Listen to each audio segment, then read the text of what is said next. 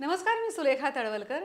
दिल के करीब सावलीतल्या कलामध्ये तुमचं सगळ्यांचं अगदी मनापासून स्वागत करते. त्याला खरं तर ॲक्टर व्हायचं होतं, पण तो आज एक यशस्वी लेखक आहे. त्याचा ॲक्टर ते लेखक आणि यशस्वी मालिका लेखक हा प्रवास कसा होता तो त्याच्याकडूनच जाणून घेऊया. तुम्हाला कळलंच असेल ना मी कोणाबद्दल बोलतेय. आपला लाडका अभिजित गुरु. चला तर मग दिल के करीब सावलीतल्या कलांमध्ये अभिजितचं स्वागत करूया. नमस्कार. नमस्कार. वेलकम वन्स अगेन टू दिल के करीब. थँक्यू सो मच पुन्हा बोलवल्याबद्दल. सो तू पुन्हा एकदा दिल के करीबमध्ये आलायस आणि तुला पुन्हा एकदा माहीतच असेल की तुझं स्वागत भरपूर गिफ्ट्स देऊन करू. हा, ते म्हणजे बोलवलं तेव्हाच चला आज काय नवीन गिफ्ट असं. आणि ऑन युअर डिमांड आपण पुन्हा एकदा प्रधामध्ये भेटलोय. येस. आणि बेसिकली सांगू का, मला हा स्टुडिओ खूप छान वाटलं. मी तेव्हाही म्हणालो होतो जेव्हा समिधा बरोबर आलो होतो, कारण खूप आपलेपणा, एक असं म्हणजे घरगुती फील आहे. नाहीतर जनरली स्टुडिओ म्हटलं ना की खूप एकदम असं प्रोफेशनल ऑफिशियल असं वाटतं, पण या प्रधामध्ये खूपच कूल वाटतं, एकदम छान वाटतं. खूप छान पॉझिटिव्ह वाइब्स. खूपच म्हणजे एकदम बोलायला पण असं वाटतं की आपण घरी गप्पा मारतोय. खरं आपल्या दोन मैत्रिणींचं आहे, शिल्पा आपटे आणि मेधा गलगले. हो, थँक्यू सो मच आमच्यासाठी हा स्टुडिओ बनवल्याबद्दल. आपले एक बँगलोरचे मित्र आहेत, समीर धोंड नावाचे, अतिशय गोड आहेत आणि त्यांनी एक खूप छान पुस्तक लिहिलंय, चिंध्या अनुबंधांच्या. अरे वा. तुझ्यासाठी भेट म्हणून पाठवलंय. सो बेसिकली त्यांच्या आयुष्यात जी माणसं आली, इवन पशु पक्षी, सो त्यांच्याबद्दलचं, ते बिहेवियरल सायन्स एक्सपर्ट आहेत. ते लाईफ कोच सुद्धा आहेत, काउन्सिलर सुद्धा आहेत. सो या सगळ्याबद्दल त्यांनी त्याच्यामध्ये लिहिलेलं आहे. आणि बेसिकली निसर्गातून किंवा आपण भेटलेल्या माणसांकडून आपल्याला काहीतरी कायम शिकायला मिळतं. इवन आपण ज्या प्राण्यांच्या किंवा पक्ष्यांच्या संपर्कात येतो त्यांच्याकडून सुद्धा आपल्याला नेहमी काहीतरी शिकायला मिळतं आणि त्याबद्दल आपण विचार करणं खूप गरजेचं आहे. हे सगळं या पुस्तकात आहे. नाही, खूप छान विचार आहेत हे. आणि मुळात मी पण याच विचारसरणीवर विश्वास ठेवणारा माणूस आहे. आणि थँक्यू सो मच समीरजी, तुम्ही हे पुस्तक लिहिलं आणि थँक्यू सो मच मला हे दिलं. मी नक्की वाचणार. नक्की. आणि हे जर का तुला आवडलं आणि तुझ्या काही मित्रमंडळींना किंवा नातेवाईकांना घ्यायचं असलं तर ॲमेझॉनवर खूप इझिली अवेलेबल होतं. ओके, मी नक्की सांगेल ॲमेझॉनवर तुम्हाला हे पुस्तक मिळेल म्हणून. Thank you so much. रोहन प्रकाशन आपले स्पॉन्सर आहेत आणि त्यांच्या क्षेत्रात जवळपास ते 40 वर्ष काम करतायत. आणि तुझ्यासाठी खूप छान पुस्तक पाठवले त्यांनी, प्रणव सखदेव यांचं, दिमित्री रियाज केळकरची गोष्ट. हा एक तरुण लेखक आहे आणि त्याचे विचार, त्याची लेखनाची स्टाईल तुला खूप आवडेल. वा, खरंच. बेसिकली नातेसंबंधांच्या प्रती त्याचा दृष्टिकोन थोडासा वेगळा आहे. नाही, मी नक्की वाचेन. रोहन प्रकाशन साठी त्यांना माझ्याकडनं खूप धन्यवाद, कारण त्यांनी हे पुस्तक दिलं. आणि मी हे नाव ऐकलंय, प्रणव सखदेव, तर मी नक्कीच वाचेन. Thank you so much. आणि जर का तुला हे पुस्तक आवडलं आणि रोहन प्रकाशनकडून आणखीन पुस्तकं घ्यायची असतील तर तुझ्या सगळ्या मित्रांना सांग की दिल के करीबच्या प्रेक्षकांसाठी RDK 20 हा जर का त्यांनी कुपन कोड वापरला तर 20% डिस्काउंट आहे. अरे वा, 20% डिस्काउंटमध्ये तुम्हाला हे सगळे थॉट्स वाचायला मिळणार आहे, तर डेफिनेटली तुम्ही घ्यालच. सगळ्यांनी नक्कीच घ्या पुस्तक आणि वाचा. हो, आणि घेतात सुद्धा. हो, आणि तेच वाचन गरजेचंच आहे. खरंय. नाहीतर एक मोबाईल हातामध्ये असतो आणि त्याच्यामध्ये अख्खं जग असतं. वाचन खूप मागे पडल्यात. खूपच म्हणजे काळ तो वेगळा होता, इतपत झालाय आता. खरंच पुस्तक याची गरज आहे आता. Yes, thank you. आपली एक मैत्रीण आहे, नेहा अभ्यंकर. ती स्वतः रिसर्च करते आणि प्रॉडक्ट डेव्हलपमेंट करते आणि तिच्या ब्रँडचं नाव आहे ऑर्ग ॲक्टिव्ह. ती खूप छान साबण बनवते जे ऑर्गॅनिक आहेत. मला असं वाटतंय हे गिफ्ट तुझ्या बायकोसाठी आणि लेकीसाठीच आहे. वा, उठण्याचा साबण आहे हा. अरे वा. भीमसेनी कापूर सोप, कमाल. नीम सोप, सगळे ऑर्गॅनिकच yes. या गोष्टी आहेत. फक्त हे दिवाळीतच वापरायचं की कधी वापरायला चालेल? मी तर रोज वापरते. अरे वा. थँक्यू नेहाजी. मला खूप आवडलंय हे आणि मी नक्की वापरणार आणि माझ्या घरच्यांनाही सांगणार आणि मित्रांनाही ऑब्व्हियसली. खरंच म्हणजे या शो मध्ये येणं ही परवडीच आहे. गिफ्ट्स काही संपत नाहीत. चांगलं आहे, येऊ द्या. तर आपली आणखीन एक मैत्रीण आहे अलिशा आचार्य आणि ती एक आर्किटेक्ट आहे. ओके. तिच्या ब्रँडचं नाव आहे पॅरेग्राफ. हो. आणि अलीकडे आत्ता आपण म्हणालो मोबाईलच्या दुनियेत आपण जगतोय, पण तिने की नाही तुझ्यासाठी काही डायरीज पाठवल्यात, प्लॅनर आहे अरे वा. आणि काय काय आहे बरं, नोट आहे आणि हां जॉट म्हणून आहे काहीतरी. ओके. अरे वा. हे म्हणजे खूप गरजेचं आहे आपल्यासारख्या लोकांना प्लॅनिंग करण्यासाठी. खरंय खरंय. Thank you so much. मी नक्की याच्यावर माझं पुढचं सगळं शेड्यूल प्लॅन करेन. आणि मला हे खूप आवडलं त्यांचं याचं नाव, पॅरेग्राफ. खूप छान नाव आहे. सुपर. थँक्यू. तुझ्या व्यवसायाशी रिलेटेड आहे. खूपच. येस. आपली आणखीन एक पार्ल्यातली मैत्रीण आहे सरिता पेडणेकर नावाची आणि तिच्या ब्रँडचं नाव आहे शाकूज. शाकूज. येस. आणि ती खूप भन्नाट लेदर आयटम्स बनवते. अरे वा. तुझ्यासाठी ही खास एक लॅपटॉप बॅग पाठवली आहे. अरे वा. खूप खूप छान आहे. ब्युटिफुल. थँक्यू सो मच शाकूज. शाकूज. आणि सरिता मला- पेडणेकर. सरिता पेडणेकर. खूप धन्यवाद. मला गरज होतीच. आणि कामाची गोष्ट आहे एकदम तुझ्यासाठी. कामाची गोष्ट आहे. Yes. येस. थँक्यू. आणखीन एक मित्र आहेत आपले अद्वैत बापट. सहज हवन एंटरप्राइज त्यांच्या ब्रँडचं नाव आहे आणि ऑर्गॅनिक गुळापासून बनवलेला खरवस तुझ्यासाठी त्यांनी आज इथे आणलाय. हा खरवस मी त्या दिवशी पण खाल्ला होता. अप्रतिम आहे. आणि सहज हवन आणि अद्वैतजींना माझ्याकडनं खूप खूप शुभेच्छा. असेच खरवस बनवत राहा, आम्हाला देत राहा, आम्ही सगळे खात राहू. थँक्यू. आणखीन एक बॅग. अरे वा. आता कुठेतरी प्लॅन करावा लागणार आहे आणि खरंच जाणवतंय मिळून. सो निशांत आवळे आपले खूप गोड मित्र आहेत आणि त्यांच्या ब्रँडचं नाव आहे चेरी पिक. येस. तुझ्यासाठी मस्तपैकी केबिन बॅग पाठवली आहे आणि पर्सनलाइज नेम टॅग सुद्धा आहे. अरे वा.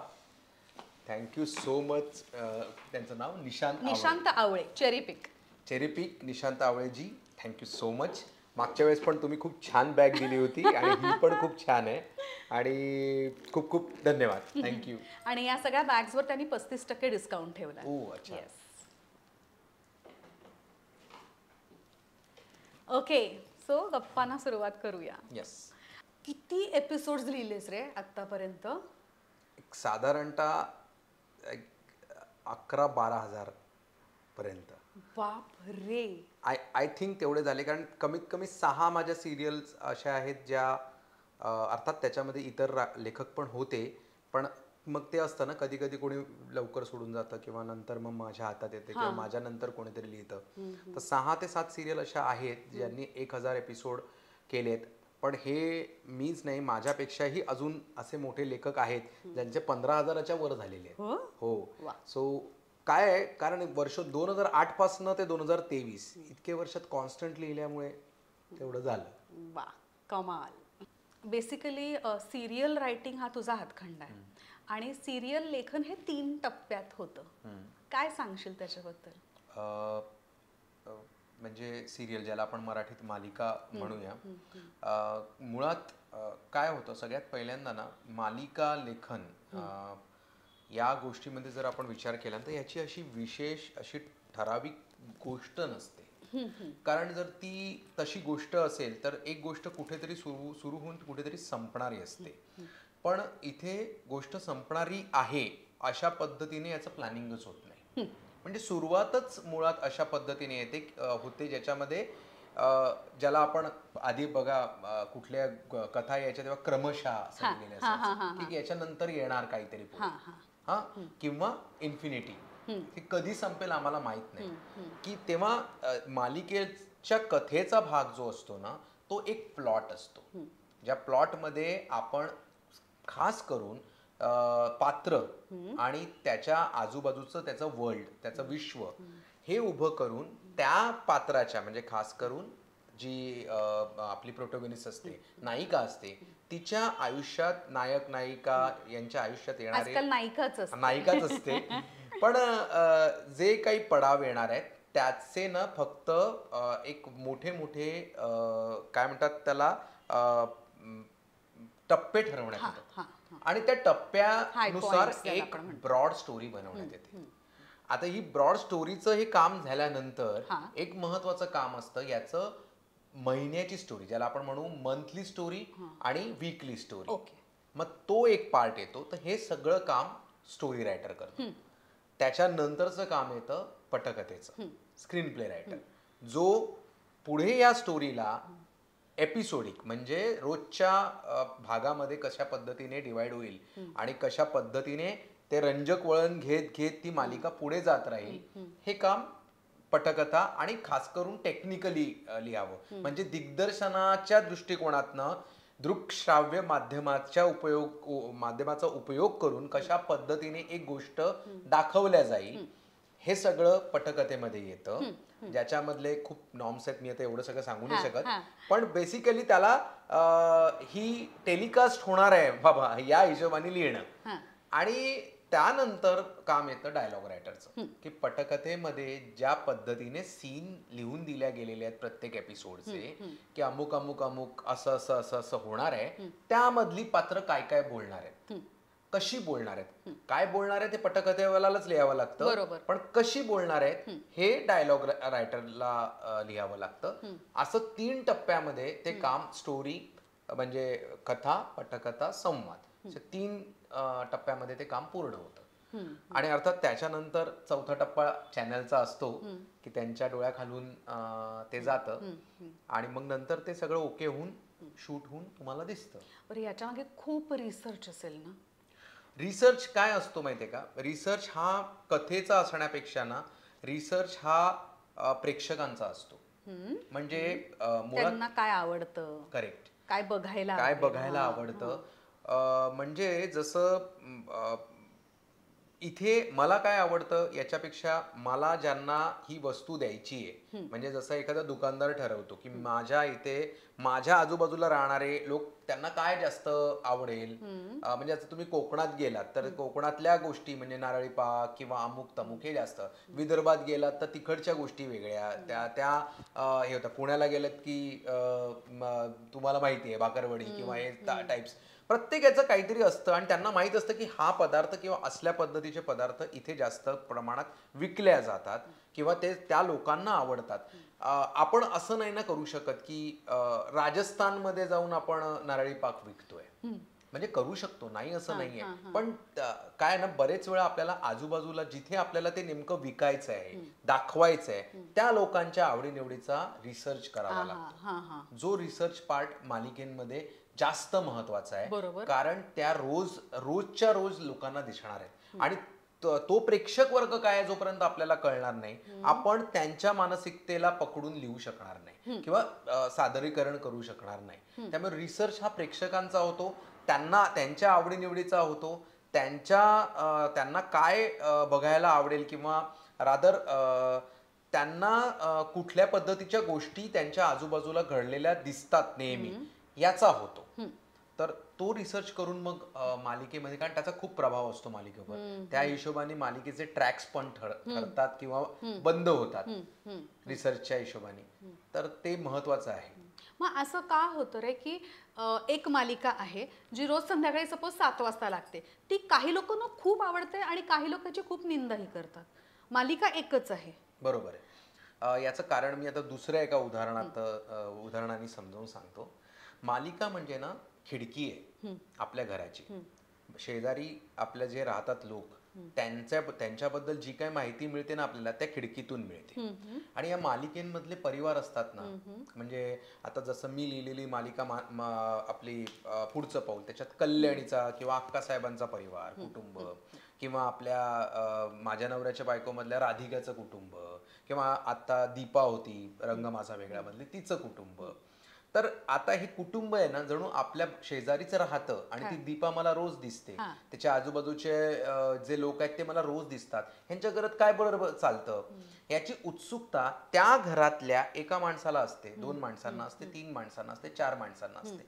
त्यातला एखादा माणूस असा असतो ज्याला काही घेणं देणं नसतं. त्याला वाटतं कशाला बघता तुम्ही बाजूला, मला तो 4 घरं सोडून मे बी बघत असेल किंवा त्याला त्या घराबद्दल फार हे नसेल.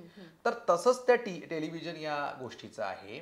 आणि मुळात काय होतं ना की जेव्हा म्हणजे खास करून मला असं म्हणायचं की एफर्टलेस गोष्टी मिळतात.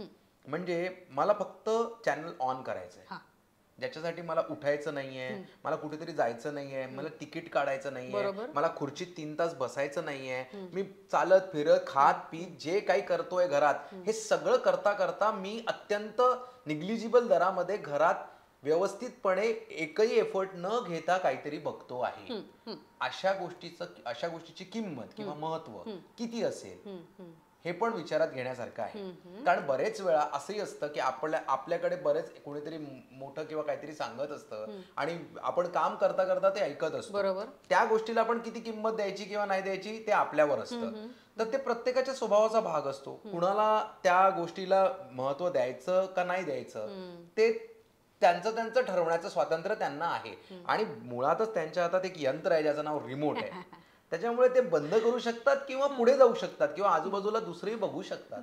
त्यामुळे असं व्यक्ती तितक्या प्रकृती म्हणतात त्या हिशोबाने कुणाला आवडतं कुणाला नाही आवडत.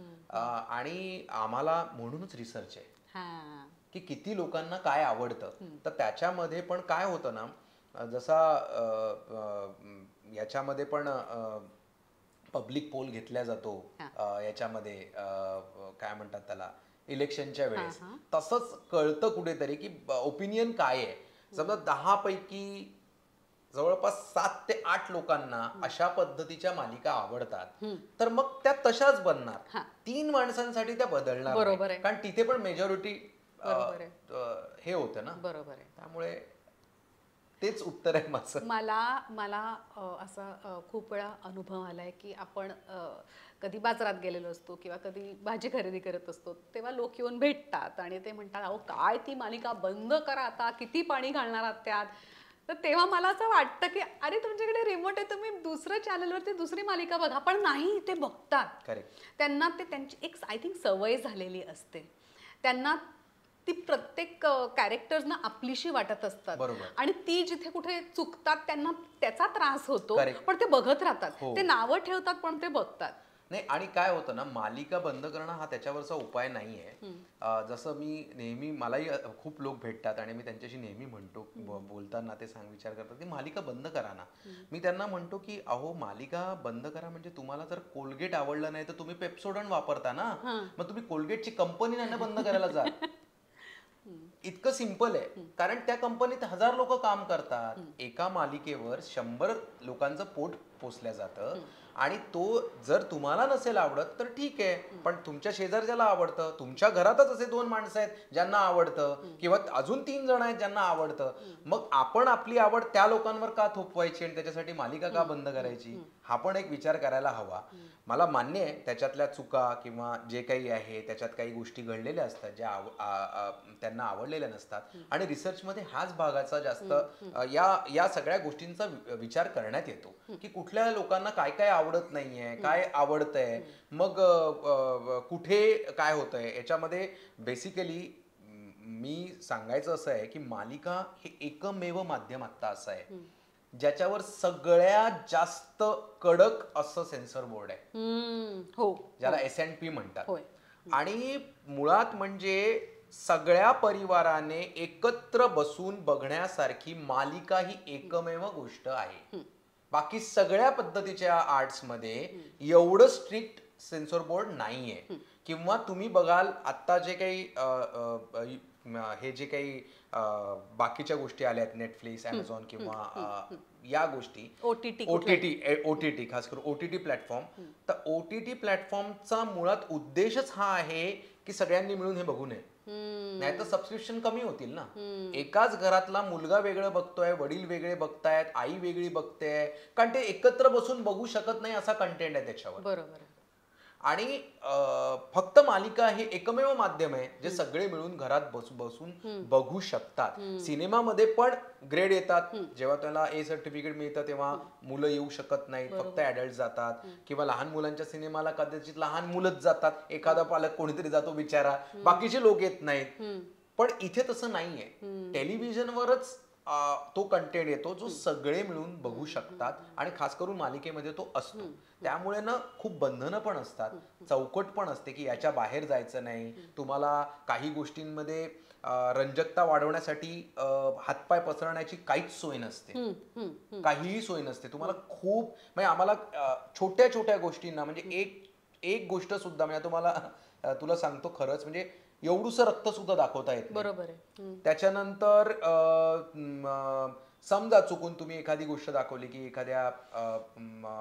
एखादा कुठला तरी असा सरकारी ऑफिसर किंवा कारकून किंवा पोलीस खात्याशी निगडीत माणूस ज्याला आपण एखादं चुकीचं काम करताना दाखवलं, त्याच वेळी तुम्हाला दुसरा असा एक इमानदार दाखवावा लागतो जो अत्यंत इमानदारीने काम करतो.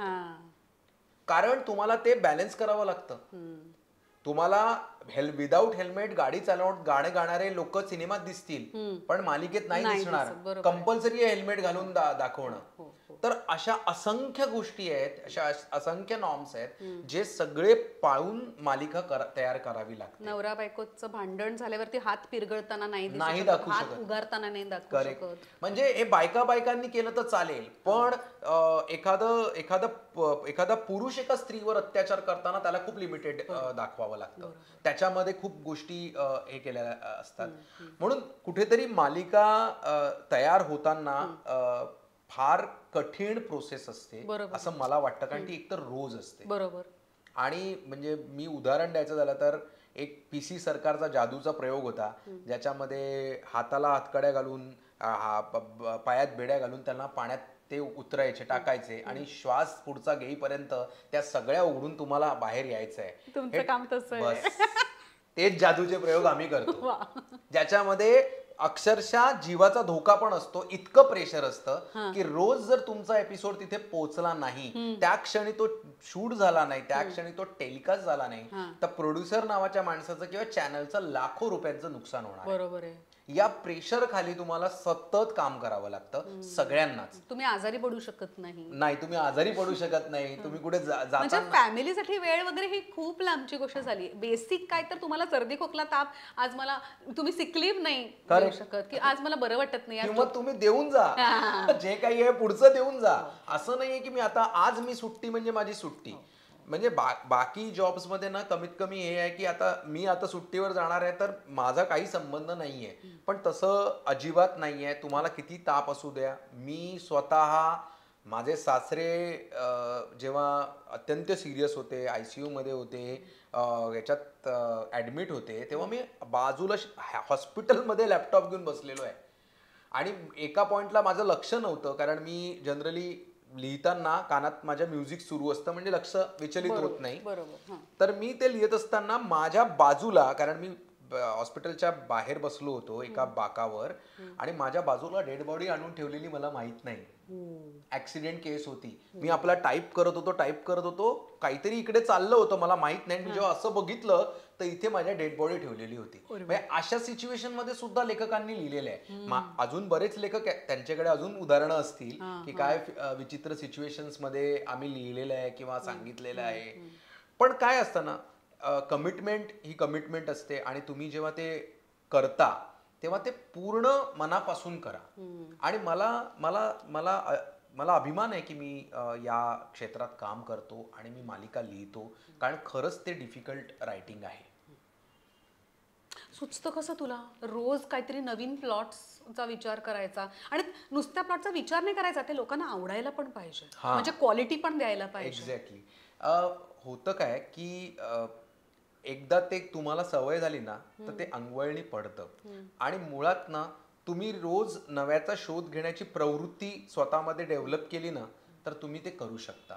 जर तुम्ही असं ठरवलं की मला अमुक अमुक ठिकाणी गेल्यानंतर मला हिरव्या कंच बगीच्यात बसून समोर छान तळं आहे किंवा समुद्र आहे आणि मग मी लिहील तेव्हा मला सुचेल, असं तुम्ही करणार असाल तर नाही, मला कुठेही सुचू शकतं.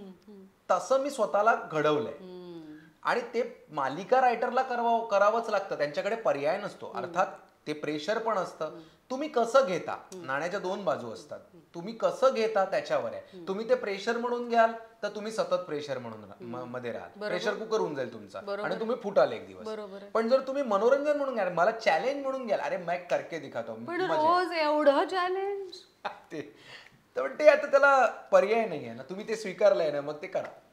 म्हणजे खालती एक असं उकळत्या तेलाचा मोठं घमेलं आणि तुम्हाला वर असं टांगलेलं आहे, जवळपास ही सिच्युएशन असते. हो, म्हणजे जवळपास म्हणजे आपण आता समजा मी सैनिक असतो, तर मी युद्धावर गेलो असतो, तर मी तिथे ऐन युद्धावर आता हा मला गोळी मारणार बाबा म्हणून मी पळून येण्यात काही पॉईंट नाही ना. मी जे काम स्वीकारलंय ते मला पूर्ण करायचंय, मला गोळ्या झाडायच्या आहेत. तर तसंच आहे, तुम्हाला रोज एपिसोड काढायचे तुमच्यातनं आणि ते तुम्ही ती सवय जर तुम्हाला लावली ना आणि त्याचा प्रेशर घेतलं ना तर नक्कीच प्रॉब्लेम येणार. प्रेशरमुळे तब्येती खराब झालेल्या आहेत, माझी झाली आहे, नाही असं येत नाही अशातला भाग नाही. आता का सुरुवातीला फ्रस्ट्रेशन आलाय, स्ट्रेस आलाय, मी हे काय करतोय किंवा काय. कारण काय होतं ना, मालिकांमध्ये मी आधीच सांगितलं की बंधनं खूप असल्यामुळे ना तुम्हाला खूप वेळा मन मारून काम करावं लागतं. म्हणजे असं नाहीये की आम्ही जे सगळं लिहितो ते सगळं आम्हाला आवडलेलंच असतं.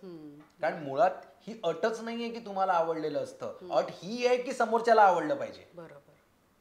मुळात ते पुढे गेल्यानंतर आणि त्याचा दर आठवड्याला जो रिझल्ट येतो त्याच्यावर TRP नावाचा, त्या रिझल्टवर पण आहे. म्हणजे आपण कॉन्स्टंटली दर आठवड्याला आम्ही एका परीक्षेला बसतो आणि त्या परीक्षेचा रिझल्ट गुरुवारी शुक्रवारी येतो. हो रे, तसंच आहे. आणि ते काय होतं ना, तुम्ही आणि आम्हीच नाही, सगळेच जण, कारण ते भवितव्य असतं, त्याच्यावर तुमचं घर असतं, त्याच्यावर तुमचं पोट असतं, त्यामुळे तुम्हाला ते कंटिन्यू करावं लागतं. आणि बरेच वेळा मग आपण अशा वेळेस काय करायचं, तर मी काही वेगळ्या वेगळ्या गोष्टी लिहत असतो. म्हणजे मी सिनेमाही लिहितो, नाटक पण लिहितो. पण नाटक तर माझं पहिलं प्रेम आहे आणि मी त्याच्यासाठी तर मला ते लिहिल्यानंतर फार रिलॅक्स पण वाटतं. पण डेफिनेटली आज मुंबईत येऊन जर मी स्थिरावू शकलो नागपूरवरनं किंवा मुंबईत आल्यानंतर मी इथे स्वतःचं घर बनवू शकलो, माझ्या फॅमिलीला मी आज एका स्टेबल याच्यावर नेऊ शकलो, त्याचं सगळं क्रेडिट गोज टू मालिका. हो ना.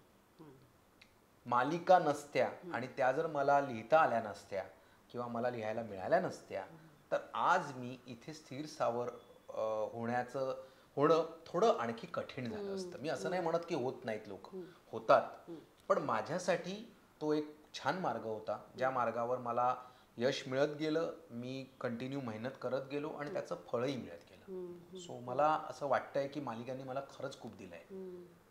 तू इतक्या यशस्वी मालिका लिहिल्यास आणि तू एक यशस्वी लेखक आहेस. सो ही जी नवीन पिढी येते ना, त्यांना तू काय सांगशील, तू एनकरेज करशील का या क्षेत्रात येण्यासाठी? हो, नक्कीच. आणि लेखक म्हणून आणि त्यांच्याकडे कोणत्या क्वालिटीज लागतील एक यशस्वी मालिका लेखक व्हायला?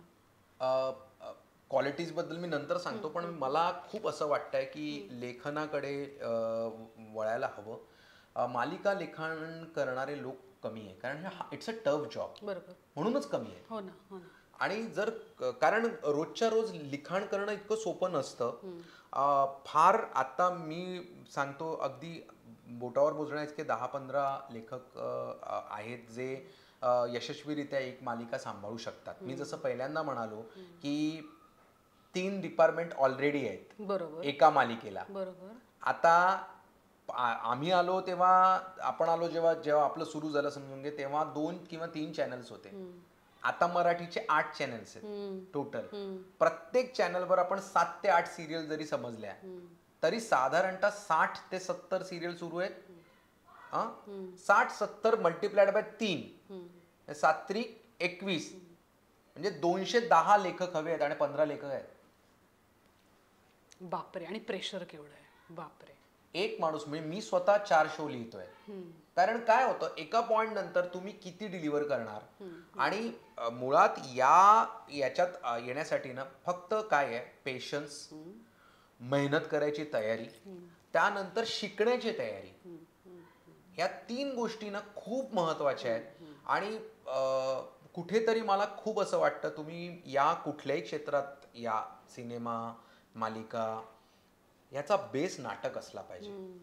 कारण ना तिथे ना जे तुम्हाला शिकायला मिळतं ना, त्या याच्यामध्ये जे नाटकाच्या प्रोसेसमध्ये, मग त्या सुरुवातीपासून जसं एकांकिका किंवा बालनाट्य, बालनाट्यानंतर एकांकिका, एकांकिकेनंतर राज्यनाट्य स्पर्धा, मग त्याच्यानंतर तुम्ही व्यावसायिक नाटकापर्यंत येता. हा जो प्रवास जो माणूस बघून आलेला असतो ना, खूप छान पद्धतीने त्याला कळलेलं असतं जेव्हा तुम्ही, आणि ऑफकोर्स वाचन, की तुम्हाला ॲटलिस्ट आपल्या मराठी साहित्यात कमी नाही आहे अजिबात, की खूप जास्त आहे. म्हणजे इंडियामध्ये सगळ्यात जास्त साहित्य मराठीमध्येच आहे. आणि मला खूप वाटतं की आपण ते वाचल्यानंतर ना आपल्याला कळतात की व्यक्तिचित्रण कसं केलं जातं. कारण मालिका ना खूप कॅरेक्टर बेस्ड असतात. जितकं छान तुम्ही पात्र रंगवाल ना, ते सगळे पात्राच्या प्रेमात असतात. ते पात्र कोण सादर करते त्या नटीचं नाव पण माहित नसतं, त्या अभिनेत्रीचं नाव माहित नसतं. बदलली तर त्यांना फरक पडत नाही. 4-4 वेळा बदलतात अभिनेत्री, पण काही नाही, ते कॅरेक्टर महत्वाचं. मला राधिका आवडते, दीपा आवडते, तर ते तुम्हाला रंगवता आलं पाहिजे, ते आपलंसं वाटलं पाहिजे, ते आजूबाजूला दिसलं पाहिजे की हो, मी अशी एक मुलगी पाहिली आहे बरं का मी. आणि काय होतं ना, जसं तर रिलेटेबिलिटी जसं आहे, मी आता जेव्हा रंग माझा वेगळा सब्जेक्ट माझ्याकडे आला होता, तेव्हा मी प्रोड्युसरला, त्यांनी मला विचारलं, अभिजित लिहिशील का? मी म्हटलं काय विषय आहे? विषय त्यांनी मला सांगितलं की आपल्याला हा विषय गेलाय, सावळ्या रंगाची मुलगी. तर सावळा म्हणजे काळ्या रंगाचीच. तर त्यांनी मला पुन्हा प्रतिप्रश्न पण केला, तुझं काय म्हणणं आहे, जर रिग्रेसिव्ह थॉट आहे का, हा रिग्रेसिव्ह आहे का? तर मी म्हटलं हो, वाटतो तो रिग्रेसिव्ह आहे. असं वाटतंय की हे खूप म्हणजे आपण आता शहरात राहतो, किंवा आपण एका वेगळ्या मेंटॅलिटीमध्ये जगतो, आपली वैचारिक क्षमता वेगळी आहे. आपल्या कुटुंबामध्ये सुद्धा कदाचित हा प्रकार आपण बघितला नसेल, किंवा आपल्या निदर्शनास आला नसेल. बघितला नाही असं नाही, किंवा आपलं दुर्लक्ष झालं असेल. तर मी ना रिसर्च केला माझा. मी स्वतः सगळ्या सावळ्या माझ्या मैत्रिणींना फोन केले आणि मी सांगितलं, अगं मी एका विषयासाठी फोन करतोय, खरंच तुला असे अनुभव आले आहेत का? आणि मला तेव्हा ना खूप जणांचे असे रिस्पॉन्स आले की नाही, हा खरंच आत्ताचा विषय आहे, हा काही निघून गेलेला विषय नाहीये. आपण दुर्लक्ष करतोय कारण आपल्याला हे मान्य करायचं नाहीये की रंगावरून प्रॉब्लेम होतो म्हणून. तर मला कुठेतरी असं वाटलं की नाही, हे कुठेतरी दिसतंय. आणि मी जेव्हा ते विचारलं, तर मग आम्ही काय विचार केला, हा थॉट रिग्रेसिव्ह आहे, पण आपल्याला मांडायचं आहे प्रोग्रेसिव्हली. म्हणून आम्ही तिचं वाक्य काय दिलं, मेरा कलर तो ऐसा है की कलर गया तो पैसा वापस. तिच्या कलरचा तिला काय प्रॉब्लेम नाही, ती हे आहे. तर तुम्ही ते कॅरेक्टर रंगवताना कसं रंगवतात? आमची दीपा रडत नव्हती, आमची दीपा वाटत असेल तुम्हाला, ते तर नॉर्मली जितकं असतं ड्रॅमॅटिक गोष्टी, त्याच्यावर सिच्युएशनल तिचे रिॲक्शन्स असतील, पण ॲज अ कॅरेक्टर म्हणून दीपाचं कॅरेक्टर खूप स्ट्रॉंग होतं. ती एवढ्या सगळ्या याच्यात ती लढली आहे. किंवा राधिकाचं पण, जी विदर्भातनं आलेली, जिची भाषा वैदर्भीय आहे, पण भाषेचा कॉम्प्लेक्स असतो लोकांना, तो पण रिलेटेबल सब्जेक्ट होता तसा पाहिला तर. तो रोज दिसतो म्हणून त्याचं महत्व कमी होतं, पण जर तुम्ही बघितलं तर त्या सब्जेक्टमध्ये कुठे ना कुठे आम्ही काहीतरी मांडलेलं आहे. म्हणजे प्रत्येकच मालिकेमध्ये असतं, पण अर्थात तो अट्टहास पण नसतो की आम्हाला काही शिकवायचं आहे. आम्हाला काही शिकवायचं नाहीये, आम्हाला तुमचं मनोरंजन करायचं आहे. तर तेवढंच एक बेसिक आहे मला असं वाटतं. तर म्हणजे मी काय सांगत होतो की हा, कुठे थांबलो आपण? सॉरी, मला एक प्रश्न विचारायचा होता रिग्रेसिव्ह प्लॉट किंवा थॉट बद्दल, की आपण अलीकडे असं बघतोय की सगळेच प्लॉट्स थोडे रिग्रेसिव्ह होत चालत, असं नाही वाटत का? लोकांना ते आवडतंय का आपण ते लोकांवर थोपवतोय? नाही, होतंय काय त्याच्यामध्ये पण, हा प्रश्न पण खूप महत्वाचा आहे. खास करून म्हणजे हे जे काही सासू सुनेमधलं भांडण, किंवा जावांमधलं वितुष्ट, मग हिने तिच्यासाठी काहीतरी प्लांट करणं, साधारणतः अशा टाइप्सच्या ज्या गोष्टी आहेत ना, किंवा आपण शहरात राहून सुद्धा एक गावाकडची मुलगी, हे तर म्हणजे हे सगळ्यांना आवडतं कारण हे दिसतं तिकडे ना. म्हणजे आता काय होतं, मी मगाशी जिथून आपण सुरुवात केली तेच हे उत्तर आहे की मला हे कुठे दाखवायचं आहे, माझा हे बघणारा ऑडियन्स कुठला आहे, त्यांना ती आपल्यातली आजूबाजूची गोष्ट वाटली पाहिजे. तर माझं हे बघितलंय कुठे जातं, शहरातल्या लोकांना वेळच कुठे असतो. खरं तर आपण ऑडियन्स नाही आहोत. आपण ऑडियन्स नाही आहोत. आपण ऑडियन्स नाही आहोत. शहरातली लोक कामामध्ये, मेट्रो सिटीज मध्ये तर वेळच मिळत नाही सिरियल बघायला. बरोबर आहे. फार कमी लोक, म्हणजे आहे, प्रमाण आहे, मी असं नाही म्हणत नाही बघत, पण 100पैकी 20% मेट्रो सिटीज मध्ये टेलिव्हिजन बघणारे लोक असतील. तेच जर तुम्ही गावात जाल तर ही संख्या 90%वर जाते. तर तुमचा बेसिक ऑडियन्स हा रुरल मध्ये आहे, तुमचा बेसिक ऑडियन्स हा छोट्या शहरांमध्ये आहे, तिथे आहे, आणि त्याही खास करून तिथल्या गृहिणी आहेत की ज्यांना घरी बसल्यानंतर त्यांच्यासाठी बिचाऱ्यांसाठी एंटरटेनमेंटचं, मनोरंजनाचं एकमेव साधन म्हणजे टेलिव्हिजन. तर त्यांना कुठेतरी नाटकाला जायला मिळत नाही, त्यांना कुठेतरी सिनेमाला जायला मिळत नाही, त्यांच्याकडे एकच मार्ग आहे की टीव्ही लावा आणि टीव्हीवर बघा. तर तो जो ऑडियन्स आहे ना, आणि तो सगळ्यात लॉयल ऑडियन्स आहे, तो सगळ्यात लॉयल ऑडियन्स आहे. म्हणजे ते बिलकुल बदलत नाही, ते रोज बघतात. आणि मगाशी जसं तू म्हणालीस की ते आपल्यातलं समजतात, ती भावना घेऊन ते बघतात, ती भावना घेऊन काय म्हणतात त्याला, ते सिरियल मालिका बघत असतात. आणि म्हणून त्या लोकांसाठी तरी ते आम्हाला करावं लागतं. बरं, आता प्लॉटवर येतो. जो प्लॉट तू मगाशी म्हणालीस की रिग्रेसिव्ह होत नाहीये का, काय होतं ना, बिकॉज ऑफ कॉम्पिटिशन. आता काय झालं, मी मगाशी म्हणालो की पहिले 3 चॅनल होते, आता 8 झाली आहेत. आता पळपळ कोण पुढे पळेवाला हे आलंय की त्याच्यात कॉम्पिटिशन आल्यामुळे ना, एक मुळात हा टीआरपी निघतो कसा हे पण मी तुला सांगतो. टीआरपी हा रेशिओ असतो, एपिसोड किती लोकांनी किती वेळ बघितला. किती लोकांनी बघितला याला रीच म्हणतात, आणि किती वेळ बघितला याला टाइम स्पेंड म्हणतात. आता किती लोकांनी बघणं हे ऍडव्हर्टाईज आणि चॅनलच्या याच्यावर अवलंबून आहे, कॅपॅसिटीवर, की ते किती लोकांपर्यंत स्प्रेड झालेलं आहे. ते कम्प्लीट ऍडव्हर्टाइजमेंटवर अवलंबून आहे. पण किती वेळ बघितला हे कंटेंटवर अवलंबून आहे, की असा एंगेजिंग कंटेंट द्या ना की तो माणूस चॅनल बदलून गेलाच नाही पाहिजे. बरोबर आहे, बरोबर. आणि एंगेजिंग कंटेंट देण्यामध्ये ना तुम्हाला बऱ्याच वेळा अशा पद्धतीचे ड्रामे टाकावे लागतात. आता काय होणार, आता काय होणार, आता ही काय करणार, आता ती काय करणार, आता ती कशी वाचणार, आता ज्याच्यामध्ये खूप सारे, म्हणजे मी जेव्हा कधी मालिकांचं वर्कशॉप मध्ये बोलतो तेव्हा मी सांगतो की 2-3 पद्धती आहेत स्क्रीन प्ले, पटकथा लिहिण्याच्या, ज्याच्यामध्ये एक ज्याला आपण म्हणतो हिट अँड मिस.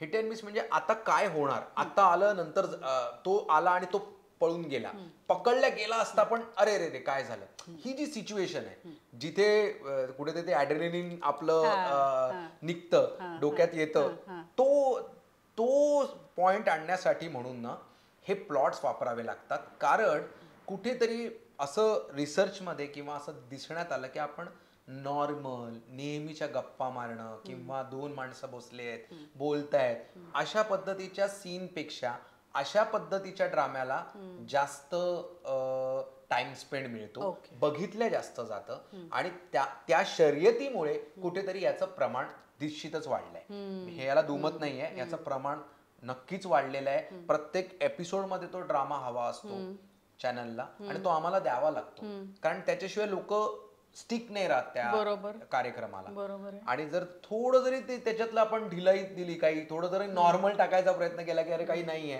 तर ते लगेच चॅनल बदलून दुसरीकडे जातात. ही सत्य परिस्थिती आहे. आणि म्हणून ते एकमेकांच्या चॅनलच्या वॉर मध्ये कारण ऑब्व्हियसली त्यांना पण टीआरपी वाईज कमी जास्त करण्यासाठी तेही त्यांचं काम करतात, आणि त्यामुळे ते कुठेतरी वाढलंय.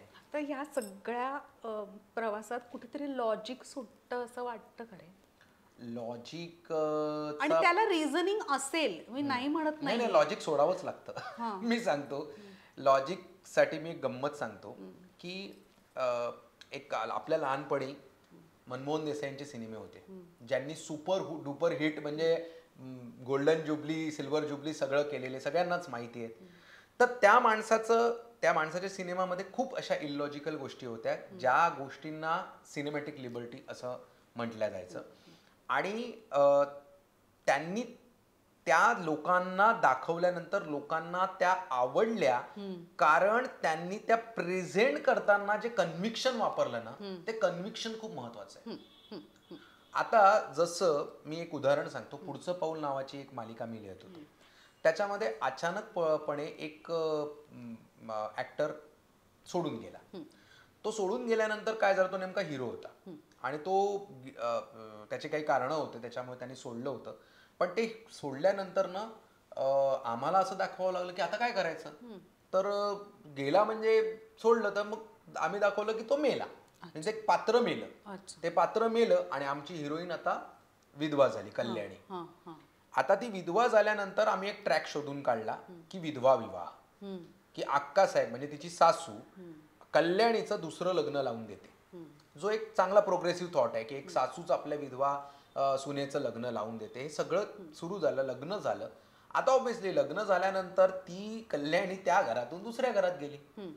जशी त्या दुसऱ्या घरात गेली, फटकन टीआरपी डाऊन झाला, पटकन, म्हणजे अक्षरशः. आणि रिसर्चमध्ये आलं की सगळ्या बायकांचं किंवा त्या लोकांचं असं म्हणणं होतं की आम्हाला ना सासू सुनेला एकत्र पाहायचंय, आम्हाला कल्याणी अक्कासाहेब बरोबर पाहिजे. ती दुसऱ्या सासूला सासू म्हणते, ती आई म्हणते, तिकडे जाऊन राहते, हे आम्ही नाही पाहू शकत. सो मी म्हटलं ना की किती महत्वाचं आहे त्यांच्या आवडीनिवडी असणं आणि त्यांना हे करणं. मग मला चॅनल हेडनी बोलवलं आणि त्यांनी मला सांगितलं जे होते की तुम्ही तू काहीतरी कर बाळा, म्हणे तू याच्यातनं काहीतरी गिमिक कर. आणि मी म्हटलं करतो, पण कन्व्हिक्शननी करूया. मला माहिती आहे खूप इलॉजिकल आहे, पण मी कन्व्हिक्शननी करतो.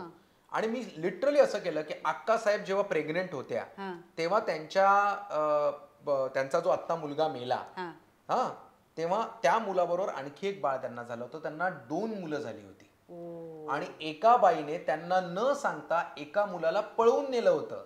आणि तो आता कल्याणीचा मुलगा आहे आणि आता कल्याणी सून म्हणून पुन्हा अक्कासाहेबांच्याच घरात आली आहे. आणि यू डोंट बिलीव्ह इट, पुन्हा टीआरपी वाढला. अरे बापरे. कल्याणीने घरात पाऊल ठेवता. आता हे करायला मलाही माहिती आहे असं कधी होत नाही, याच्यात लॉजिक नाहीये, पण कल्पना विलास यालाच म्हणतात ना.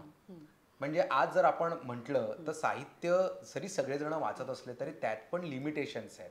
किंवा म्हणजे जेव्हा वाचनाचा काळ होता तेव्हा आपल्या लहानपणी सुद्धा सामान्य नागरिक हे जास्त चांदोबा वाचायचे, ज्याच्यात पूर्ण कल्पना विलास होता. बरोबर आहे, ज्याच्यामध्ये लॉजिक फंदात कोणी पडत नव्हतं. किंवा म्हणजे मला असं वाटतंय की कल्पना विलासामध्ये जेव्हा आपण तिथे टाकतो की मला मनोरंजक वाटलं पाहिजे, हे महत्वाचं आहे. आता मी लॉजिक पेक्षा जरी ते इलॉजिकल असेल, त्याच्यामध्ये लॉजिक नसेल तरी मला मजा यायला पाहिजे, मला एंटरटेनमेंट मोर इम्पॉर्टंट. बरोबर. त्यामुळे ते कुठेतरी बाजूला पडतं. कुणाच्याच घरात इतकी काड्या करणारी माणसं नसतात, पण आम्हाला ती दाखवावी लागतात, कारण त्याचं कारण सगळं एकमेकांना कनेक्टेड आहे. बघा, त्यांना टाइम स्पेंड जास्त पाहिजे असतो, म्हणून एंगेजिंग ड्रामा द्या. एंगेजिंग ड्रामासाठी तुम्हाला अशा पद्धतीचे सीन टाकणं गरजेचं आहे. त्याच्यामध्ये लॉजिक सुटणार, लॉजिक सुटल्यानंतरही तुम्हाला कन्व्हिक्शन देऊन ते द्यावे लागणार. बरोबर. तर हे सगळं ना ते एकमेकाचं शेपूट पकडून आहे, याच्यातनं त्याच्यात असं जातं. सो म्हणूनच ते मला असं वाटतं की सुटतात, पण त्याला आता त्यात कन्व्हिक्शन जर मागे पडलं तर कुठेतरी आपण फसतो. हे पण आहे तेवढंच. म्हणून ते असायला हवं आणि त्यातल्या त्यात जिथे लॉजिक देऊ शकतो तिथे नक्कीच देण्याचा प्रयत्न आम्ही करतो. बापरे, म्हणजे खूप विचार केला जातो. म्हणजे एक मालिका लिहायची किंवा एखादा एपिसोड लिहायचा म्हटल्यावरती तुमच्याकडून खूप विचार केला जातो, चॅनलकडून विचार केला जातो आणि ते सगळं फिल्टर होत होत होत होत आमच्यापर्यंत जेव्हा येतं तेव्हा आम्हाला कधी कधी खरंच हा प्रश्न पडतो, अरे हे खूप इलॉजिकल आहे. किंवा आम्हाला असा नेहमी प्रश्न पडतो, अरे सारखं काय लग्न. पण त्या लग्नाला टीआरपी खूप जास्ती आलेला असतो. कारण म्हणजे सगळ्या भाषांमध्ये, तर मी हिंदीमध्ये पण लिहितो, तुम्ही कुठेही लग्नाचे एपिसोड्स बघाल, आपल्याला असं वाटतं अरे इतकं काय लग्न चाललंय, 3-3, 4-4 दिवस, आठवडाभर लग्न चाललंय. पण आता जर आपण काही वर्षांपूर्वी मागे वळून जरा बघितलं किंवा आपण रुरल एरियांमध्ये जाऊन बघितलं, गावांमध्ये जाऊन बघितलं, तर लग्न ही खूप मोठी गोष्ट आहे.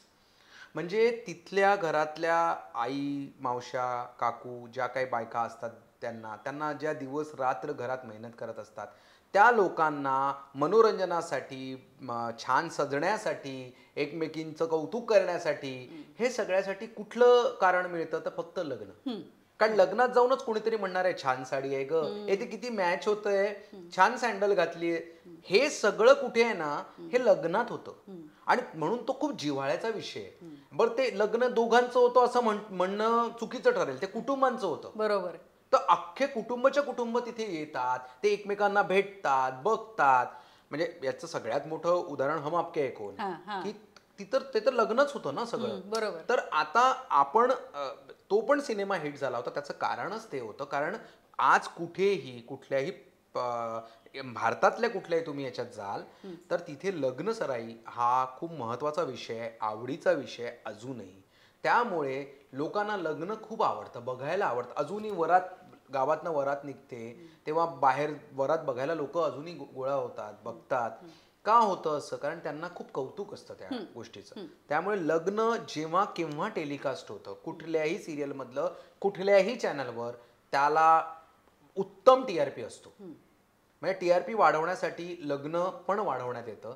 त्याला पण एक लॉजिक आहे, कारण लोकांना बघायला आवडतं, मज्जा, त्यांची आवडीची कॅरेक्टर डान्स करतायत, मेहंदी कशी लावली, मग त्याच्यात नाव लिहिलं का, या सगळ्या डे टू डे त्यांच्या आयुष्यातल्या गोष्टी आहेत ना, ज्या त्या बघतात त्यांच्या लग्नामध्ये, की नाव कसं लिहिलं बाबा नवऱ्याचं, किंवा हळद कशी लागली, मग इथून नुसती हळद गेली.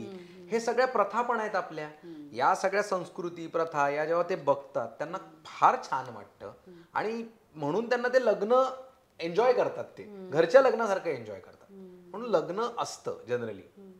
असंही खूप वेळा होतं बघ ना, की एका सिरियलमध्ये, एका चॅनलवरती एक सिरियल चालू आहे, त्याच्यामध्ये एक लग्न चालू झालं, मग दुसऱ्या चॅनलवरच्या दुसऱ्या सिरियलमध्ये सुद्धा मग लग्नच दाखवतात. हे किंवा लग्नच असं नाही, किंवा दुसऱ्या कुठले तरी इव्हेंट्स, की एका ठिकाणी झाले की दुसऱ्या ठिकाणी होतात, की तिसऱ्या ठिकाणी होतात, म्हणजे वेगळ्या वेगळ्या सिरियल्समध्ये.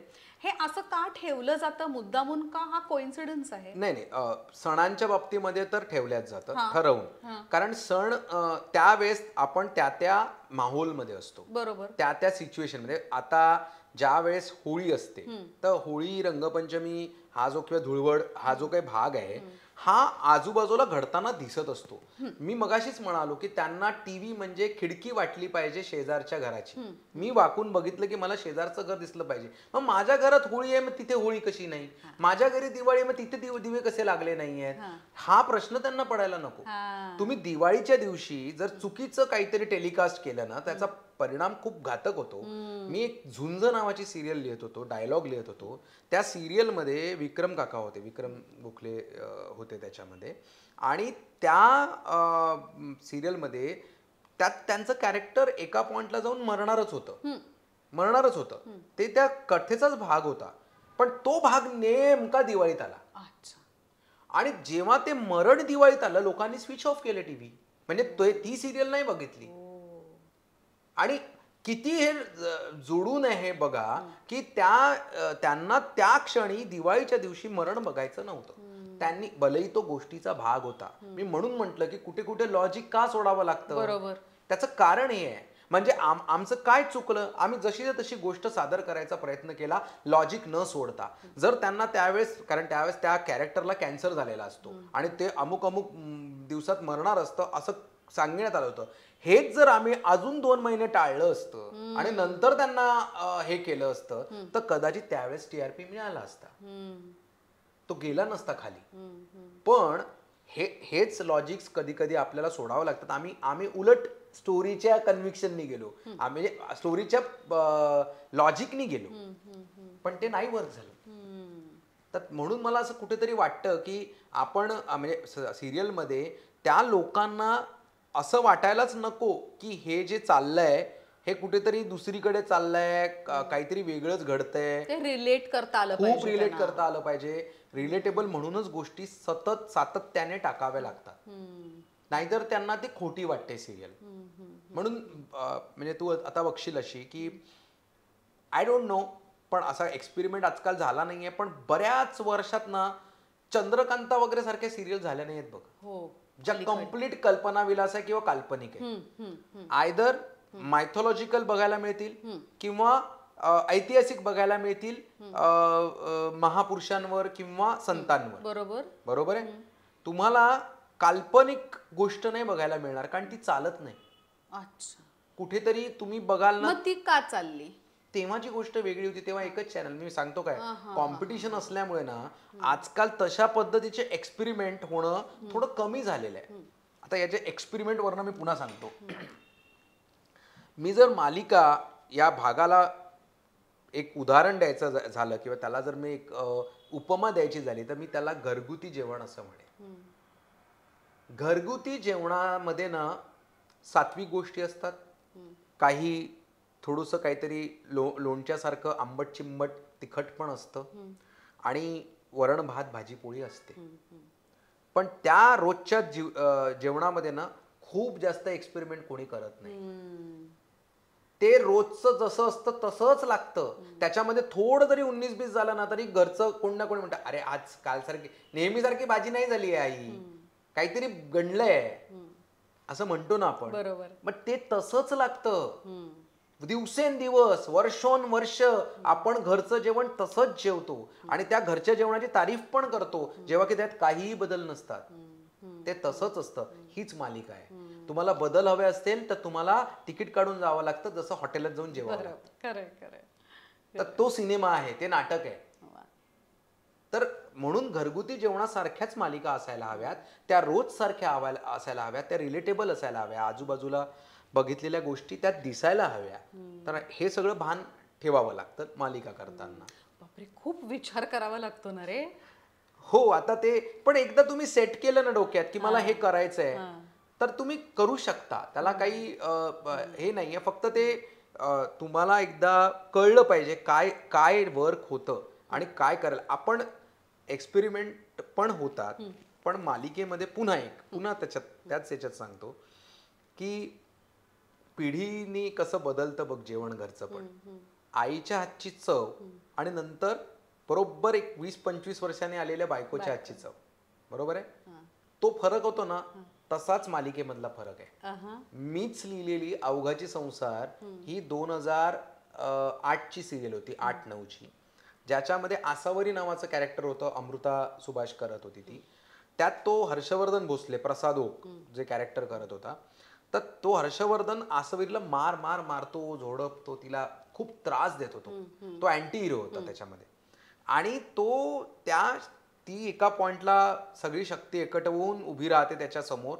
आणि मालिकेचा एंड हा होता की ज्या एंडमध्ये ती तिचं मंगळसूत्र काढते आणि फायनली आपल्या नवऱ्याच्या हातात देते आणि म्हणते, मी तुझा हे केलेलं आहे, मी तुला नाकारते आहे आणि यानंतर तू आसावरी म्हणत राहशील पण मी येणार नाही. आणि ती निघून जाते. इथे सिरियल संपते. आता 10 वर्षानंतर मी लिहितो माझ्या नवऱ्याची बायको 2018-17 मध्ये. त्याच्यातली राधिका स्वतः नाही निघत घराच्या बाहेर, नवऱ्याला बाहेर काढते. एवढंच नाही तर त्याच्यासारखी कंपनी सुरू करते, त्याच्या अगेन्स्ट कंपनी उभी करते आणि त्याला तिथे नोकरी देते. तर 10 वर्षातल्या पिढीमधला बदल हा मालिकेत पण आला बघा. 2008ची पिढी आणि त्याच्यानंतर 2018ची पिढी. तर बदल होतो पण त्याला वेळ लागतो. त्याला 10 वर्ष जाऊ द्यावे लागतात. जसं आपल्या घरातल्या जेवणात पण होतो. आईच्या जेवणात बायकोच्या जेवणामध्ये 20 वर्ष 25 वर्षाचा फरक पडतो. तसंच आहे मालिकेचं पण. खरंय. बापरे, इतका व्यस्त असतोस तू. तुला घरात वेळ मिळतो का? म्हणजे घरच्यांना वेळ द्यायला मिळतो का? हो, मिळतो. वेळ मिळतो. मी घरीच असतो. हा, म्हणजे घरी असतोस पण घरच्यांना क्वालिटी टाइम देऊ शकतोस का? नाही, थोडंसं कठीण जातं. म्हणजे असं जेव्हा तुम्ही बाहेर वगैरे जातात ना, तेव्हा आता मी अख्खा दिवस काढलाय. मी तोच विचार करत होते आता तुझ्याशी बोलताना. नाही असं होत नाही. ते सतत फोन येतात, हे बदललं ते बदललं, आपल्याला हा प्रॉब्लेम आहे, हे करायचंय, उद्याचा एपिसोड आपला आजच टेलिकास्ट आलाय आतमध्ये, अजून एक एपिसोड हवाय. या सगळ्या चक्करमध्ये म्हणजे मी एकदा माझे भाचे आले होते तिकडनं नागपूरवरनं, छोटे छोटे. त्यांना घेऊन मी ॲव्हेंजर दाखवायला गेलो होतो आणि मी त्यांना, ते दोघं तिघं होते आणि ताईचा मुलगा पण होता, असे आम्ही त्या 3 मुलांना मी बसवलं आणि मला फोन आला की अरे असं असं झालंय, काहीतरी तो वेळेवर ऍक्टर आलाच नाही तर आपल्याला सगळे सीन बदलावे लागतायत. मी त्या तिघांना म्हटलं, त्यांना पॉपकॉर्न वगैरे दिले, म्हणजे तुम्ही इथनं हलायचं नाही, मी आलो आत्ता असं म्हणून मी घरी गेलो. मी लॅपटॉप आणला आणि बाहेर थिएटरच्या तिथे खुर्चीवर लिहत बसलो त्या याच्या बाजूला, आणि नंतर मग मी आत गेलो. मी सिनेमा पाहिलाच नाही. म्हणजे मी 3 तास सुद्धा काढू शकत नाही. तर अख्खा दिवस तर फार कमी म्हणजे हे होतं, कारण जेव्हा तुम्ही 3-3, 4-4 शो लिहत असता तेव्हा सातत्याने काही ना काही होत असतं, तर तेव्हा तेवढं एक अलर्ट राहायला लागतं कायम. नाही, त्यामुळे ते थोडंसं कठीण जातं. पण आता त्यांना पण सवय झाली आहे. त्यांना पण म्हणजे रिक्षेवाल्यांना वगैरे पण, मी एका लग्नात, मी एक लग्नात गेलो होतो, तिच्या भावाचंच लग्न होतं समीराच्या, आणि मी फोनवर सीन नॅरेट करत होतो की हे बघ, सरळ सरळ ते येणार आहेत आणि मग तो तिथे उभा असेल ना तेव्हा त्याला पकडणार आणि त्याला ना घेऊन जाणार. हो, नाही, खून नाही करणार, फक्त किडनॅपिंग, दुसरं काही नाही. आणि ते आजूबाजूचे लोक एकदम, त्यांना काहीच कॉन्टेक्स्ट माहित नाही की हा कशाशी बोलतोय, कशाबद्दल बोलतोय, किडनॅपिंग, खून. तर ते 2-4 मिनिटं ते हल्ले. मग ते शेजारचे म्हणाले, ते लिहितात ना, ते लिहितात ना, अच्छा लिहितात का, पण हे काय किडनॅपिंग वगैरे. मी त्यांना सांगितलं मी सीन सांगत होतो म्हणून. असं बरेच वेळा झालाय की रिक्षावाला असा मागे वळून बघतो, नाही साहब पैसा नाही चाहिए, जाओ. अरे कोण आहे यार, हे तर सुपारी लिहित आहे. तू प्रोडक्शन सुद्धा केलंयस ना? हो हो. तो अनुभव कसा होता रे? अनुभव म्हणून छान होता, पण एक असतं ना थोडंसं की बऱ्याच वेळा असं आपलं काम ते आपलं काम असतं. तर काय होतं ना, आपण जेव्हा स्वतःहून काही गोष्ट करायला जातो ना, तेव्हा त्या गोष्टीमध्ये ना आपण आपले विचार आणि आपल्या महत्वाकांक्षा, आपल्या इच्छा थोपवतो, असं कधी कधी वाटतं. म्हणजे मला खूप स्वतः असं वाटलं की जेव्हा मी ती सिरियल प्रोड्यूस करायला घेतली, तेव्हा जसा मी इतर सिरियलमध्ये एक रिसर्च करतो किंवा तो करतो, तर त्यावेळेस लोकांना काय आवडतं हा भाग मी विचारात घ्यायला पाहिजे होता, किंवा तो राहून गेला का काय, असं नंतर जाणवलं. कारण ती लवकर बंद पडली थोडी. अजून चालली असती तर छान झालं. अनुभव खूप छान होता. म्हणजे मला मजा पण आली ॲज अ प्रोड्युसर म्हणून. तुम्ही येता इथे, मी प्रोडक्शन हाऊसेसमध्ये अक्षरशः मी ऑफिस बॉय म्हणून पण काम केलं, मी असिस्टंट डिरेक्टर म्हणून पण काम केलं, आणि नंतर मग मला एका पॉईंटला मी प्रोडक्शन हाऊस काढतो किंवा मी प्रोड्युसर नाव लागतं. सो ती एक मजा वेगळी असते. पण कुठेतरी ना मला असं वाटतं लिखाणावर जास्त पकड आहे माझी, आणि ती लिखाण जास्त बेटर करू शकतो मी, असं मला वाटलं प्रोडक्शनपेक्षा. सो नागपूरवरून स्ट्रगल करायला एक मुलगा इथे येतो, तो इतका यशस्वी होतो की तू आता तू मला मगाशी सांगितलंस जे मोजके रायटर्स आहेत आणि यशस्वी रायटर्स तर त्याहूनही कमी आहेत, त्यात तुझं नाव घेतलं जातं. कसं वाटतं तुला आता? नाही, मला छान वाटतं, पण मला स्टील असं नाही आहे की सगळं झालं आहे. मला खरंच खूप वेगळ्या गोष्टी करायच्या आहेत अजून. काय करायचं तुला? नाही, मला सिनेमा करायचा आहे, मला नाटक करायचं आहे, कारण मला खरंच मनापासून या सगळ्या गोष्टी वर प्रेम आहे, मालिकेवर आहेत. पण याचा अर्थ असा नाही की मी मालिका सोडेल, कारण त्यावर पण माझं प्रेम आहे. मला त्या पण करायच्या आहेत, मला OTT पण करायचं आहे, मला सगळ्या याच्याशी निगडीत अजून चांगलं मी किती करू शकतो आणि काय काय अजून शिकू शकतो ते मला सगळं करायचं आहे. सो बघूया, आता काही फिल्म्स पण आहेत लाईनअप, आणि नाटक पण करायचं आहे, अभिनय पण करायचं आहे, ते पण करणार आहे. तू केलाय सुद्धा ना अभिनय? आता ती केडी हे कॅरेक्टर तुझं खूप फेमस झालं होतं ना? हो हो हो. माझ्या नवऱ्याच्या बायकोमध्ये ऍक्च्युली तो पण एक छोटासा किस्सा आहे, तो सांगतो मी. की काय होतं ना, नरेशन देताना ना बऱ्याच वेळा रायटर्स, आता बिकॉज मी अभिनेता असल्याचा मला लेखक म्हणून खूप वेळा फायदा होतो, कारण इम्प्रोव्हायझेशन जो प्रकार होतो ना, की डायलॉग लिहिताना वगैरे, तो आतूनच येतो, कारण अभिनय करत असल्यामुळे. तर मी जेव्हा चॅनलमध्ये एक्सप्लेन करत होतो की हे कॅरेक्टर कसं असणार आहे केडीचं, तर ते मी अशा पद्धतीने एक्सप्लेन केलं की त्यावेळेस तिथे जितके जण होते त्या सगळ्यांनी सांगितलं की आम्ही कोणालाही बोलवणार नाही, तूच करायचं आहे, कारण तू इतक्या छान पद्धतीने ते आत्ता करून दाखवलंयस की तूच कर. तर अशा पद्धतीने कुठेतरी पुन्हा एकदा काय म्हणतात त्याला, केडीचं कॅरेक्टर आलं, जे एकदम इरसाल कॅरेक्टर होतं ते, आणि त्याचा मला खरंच खूप म्हणजे मी खूप एन्जॉय केलं ते. त्यामुळे महाराष्ट्रभर लोक ओळखायला लागली. म्हणजे मी महाराष्ट्राच्या बाहेर सुद्धा ओळखलं मला केडी म्हणून. अच्छा. हो. पण मला खूप मजा आली आणि मी एन्जॉय केलं ते. पुढेही एखादं कॅरेक्टर मिळालं तर डेफिनेटली करेन मी. कर नक्की कर. तुला अभिनय करताना सुद्धा आम्हाला नक्कीच बघायचंय आणि माझ्याकडून, माझ्या अखंड दिल के करीबच्या टीमकडून आणि दिल के करीबच्या सगळ्या फॅन्स आणि प्रेक्षकांकडून तुला खूप खूप शुभेच्छा. Thank you so much. खूप मजा आली अभिजित, खूप मजा आली. मला पण. थँक्यू. थँक्यू. आणि तुम्ही सगळेजण ऑलवेज पाहत राहा दिल के करीब.